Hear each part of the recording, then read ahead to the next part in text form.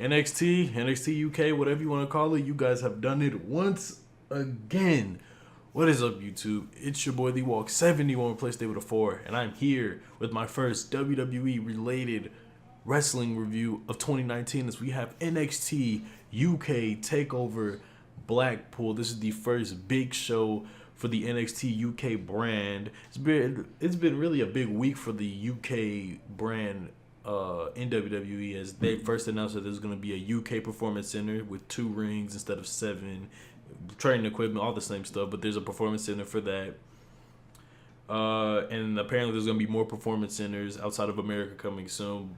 And this is NXT UK's big show, so they made it real sentimental by having it in the first arena, the Empress Ballroom in Blackpool, England, where the first WWE United Kingdom anything happened, which was the United Kingdom Championship Tournament that Tyler Bate ended up winning by beating Pete Dunne. And they've basically just been reminiscing as the build up to how it all happened. First, it started out with that. Then it had the match of the year with Pete Dunne and Tyler Bate TakeOver Chicago, which I was there for. Then they was just showing how different UK wrestlers, a part of the UK scene, is showing up to the tournament we had in was it June? I think it was June. The NXT special show that had the UK people on it, to Pete Dunne basically representing the UK brand on NXT TV, having that amazing match with Ricochet, to being involved in the War Games. You had Tyler Bate and Trent Seven win the NXT Tag Team Championships. Tyler Bate won the NXT UK title.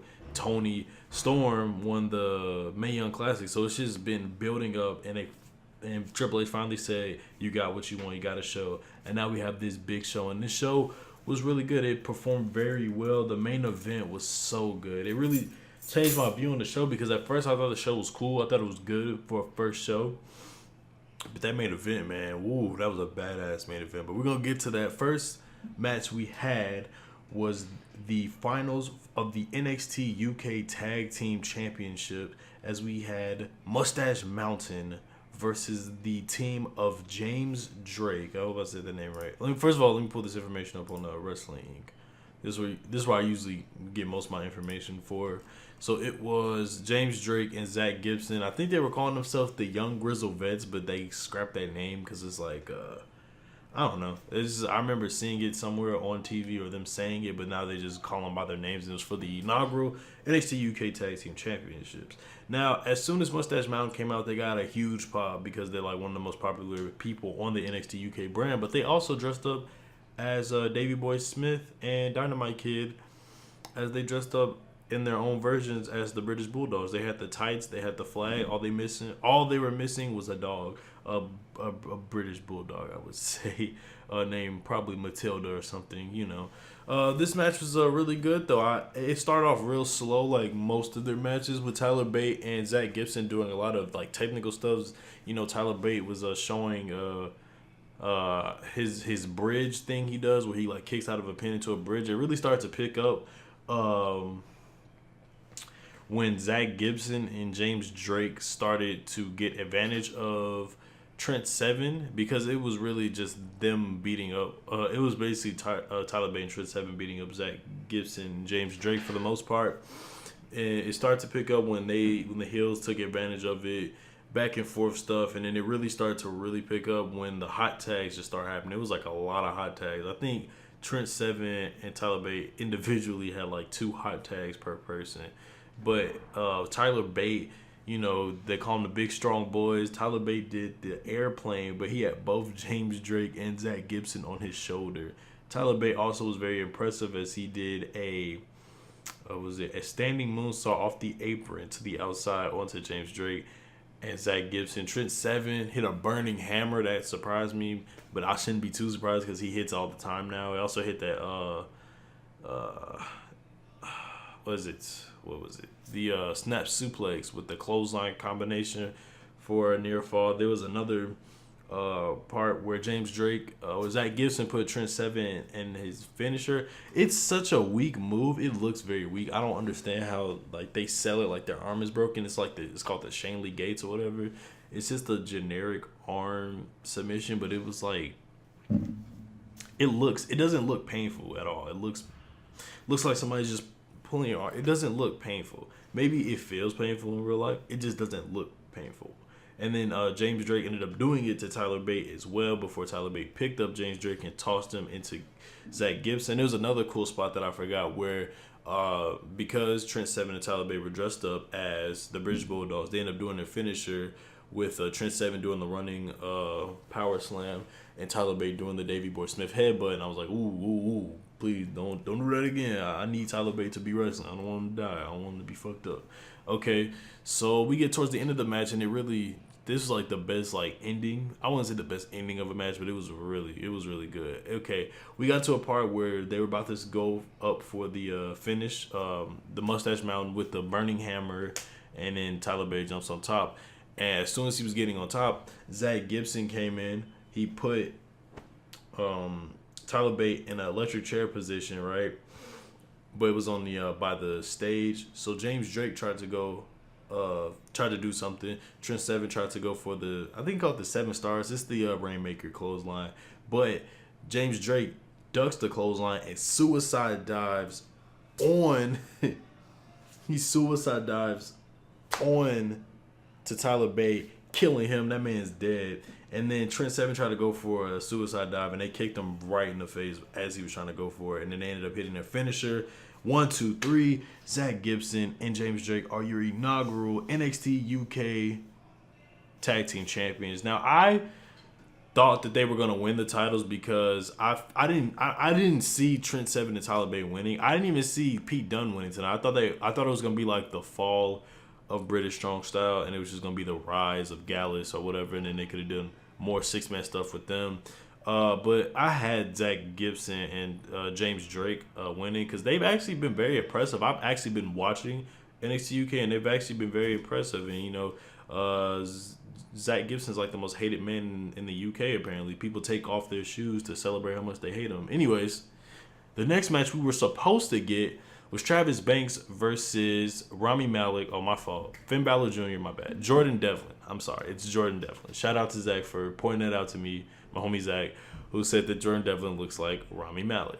So, originally, this match was built on pretty much Jordan Devlin calling Travis Banks out and saying that you left your country while I still go to my country and I still perform here. So, the build-up for it was weak, but that's some of the build-up to a lot of NXT matches that end up becoming great. Like the Andrade, Cien Almas, and Johnny Gargano was like probably one of the best matches at TakeOver Brooklyn 3, and it had like no build-up to it. It was just we both are like in going the same direction of like getting up, so now we're just gonna have a match, and it ended up becoming like pretty much a lot of people said it was match of the night.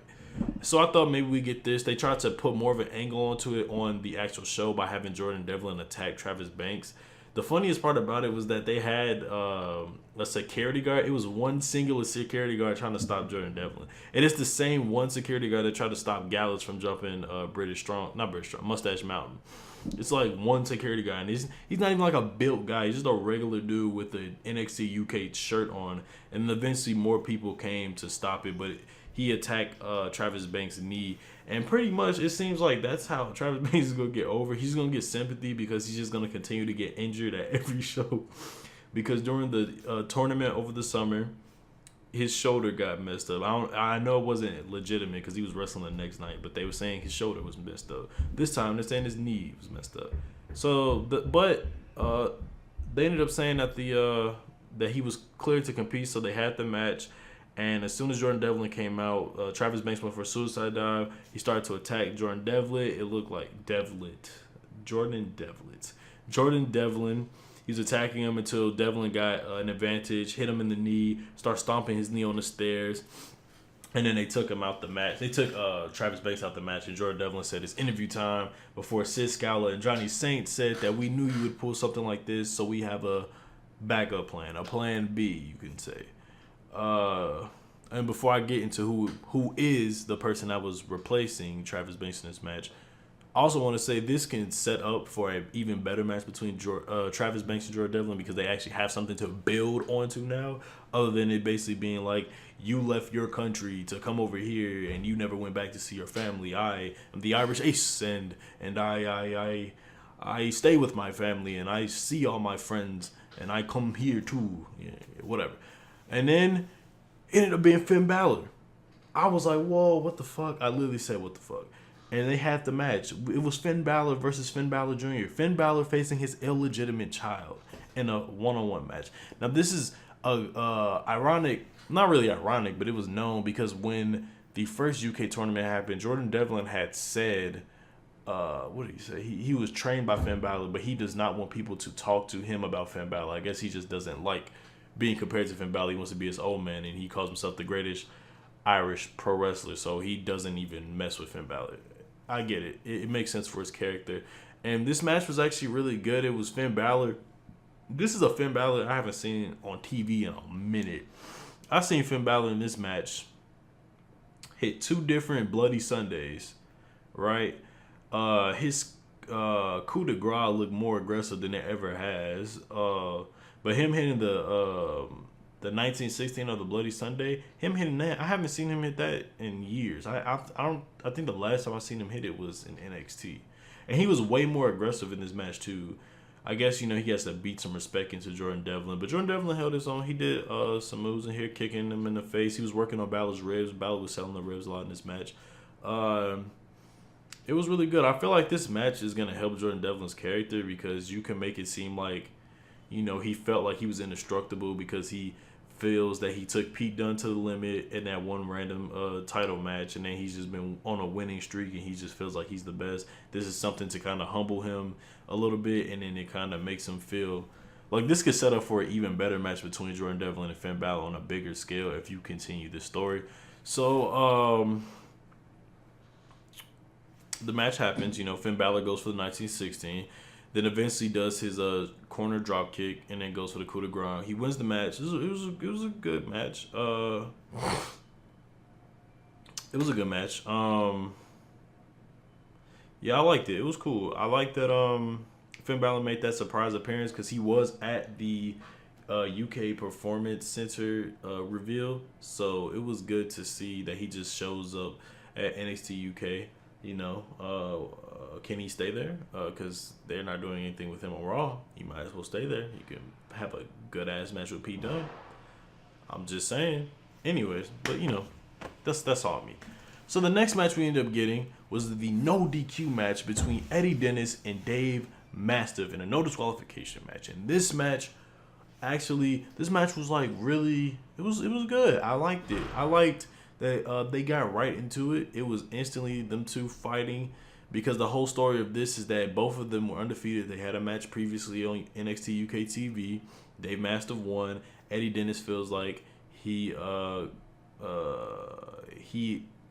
is still dominant. He just lost the match, but he says Dave Mastiff doesn't have a killer instinct. So eventually it led up to this match. And this match started out with both of men brawling, and then eventually a kendo stick got pulled out. And people start getting hit with kendo sticks. When I mean people, I mean Dave Mastiff. And I was surprised. I seen this. They brought us steel steps into the ring, and Eddie Dennis, man. That man's strong. Dave Mastiff is like 300 and something pounds. I think he said like 320 or something. And Eddie Dennis was out here like doing power bombs onto him.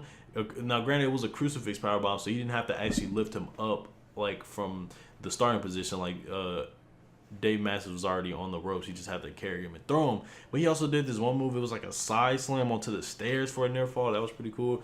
But Dave Mastiff did his thing too. Dave Mastiff should sign up for 305 Live. Like, that man was out here doing springboard. He tried to do a springboard moonsault. It missed, but he still did it. Just a dominant man. I honestly see big things for Dave Mastiff at NXT UK. It seems that way. The ending of this match was that a table was brought out. Eddie Dennis tried to powerbomb Dave Mastiff through the table again, but didn't work.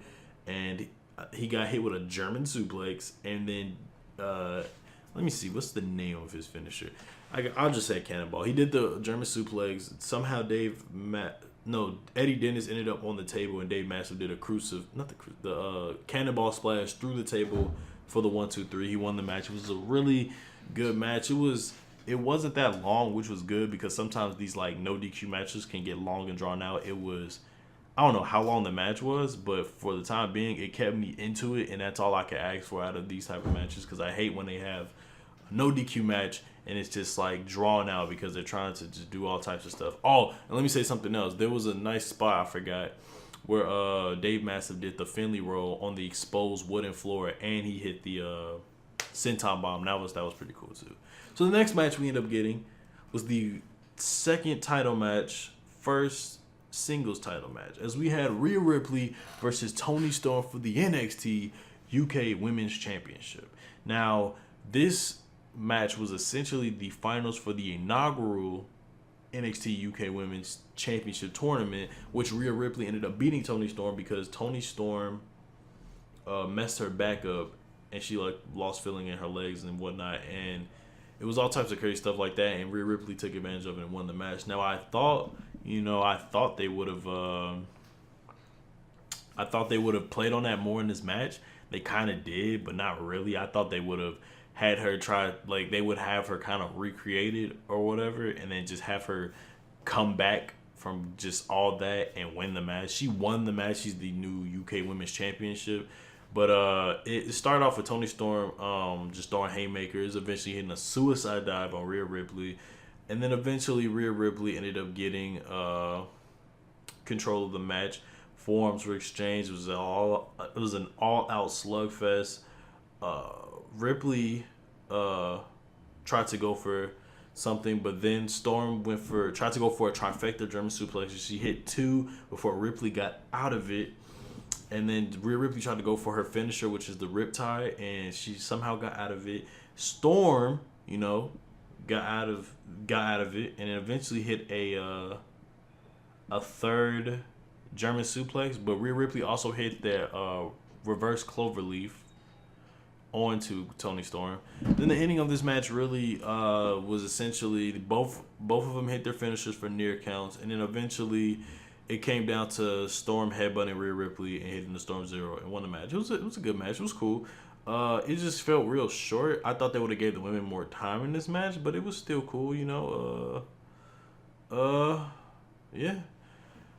Oh, I'm wrong. Storm hit the Ripley with the Storm Zero, but it was a close to. They went back to them throwing forearms and punches, and then eventually Storm reversed the Riptide into a Storm Zero and won the match. It was cool. I just felt like they should have gave it more time, but I don't know if they trust Rhea Ripley that much.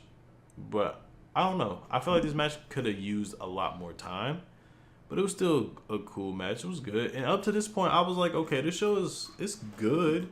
I feel like there's something that needs to happen to make it go from good to great, and this main event is what did it. As we had Joe Coffey versus Pete Dunne for the NXT. No, not even. I won't even say the NXT UK Championship. We gonna put some respect on the title's name. It's the WWE United Kingdom Championship. It just happens to be the main title at NXT UK. So before this match, the build-up essentially is that Joe Coffey. I've been watching Joe Coffey. He's like one of the few UK guys I actually watch. I was watching him in WCPW, and I always thought he was like cool because he was just doing all kind of stuff. But I want to know if he can actually be serious, and comes to find out, he becomes real serious when he comes to NXT UK. Let me see. Becomes real serious when he comes to NXT UK. Pete Dunne has been, the greatest champion anybody can ask for. He's like over 600 days. And I figured Joe Coffey was going to win the match because once WWE starts talking about numbers and how many days a person has been champion, it's usually time they're about to lose the match. And instead, it didn't. And this match was amazing. I'm not about to say, I'm not about to go through the match move by move. I'm just going to go off of memory. A lot of amazing stuff happened. Towards the end of the match, though, there was a scary, I don't know, it was a very scary set of stuff that happened where Pete Dunne and Joe Coffey was trying to do something off the top rope, and eventually they both just fell off the top rope. Joe Coffey ended up landing on the outside of the ring, and Pete fell on the apron. Not the apron, the ring mat. Then they tried to do it again, and both men fell onto the floor. It was weird, because I thought, okay, the first time it kind of looked like it was setting up for something, and then, I don't know. My fault. I don't know if it was a setup or I don't know if it was a botch, but it was something. And this match was also very hard hitting. Pete Dunne, there was a nice element in the match I liked where Pete Dunne looked at Joe Coffey like, holy hell, this is a real challenger. And Joe Coffey had that look in his eye like, I'm about to whoop this dude's ass. And then they went on an all-out fight fest almost. We had Pete Dunne go for a moonsault like all of his matches.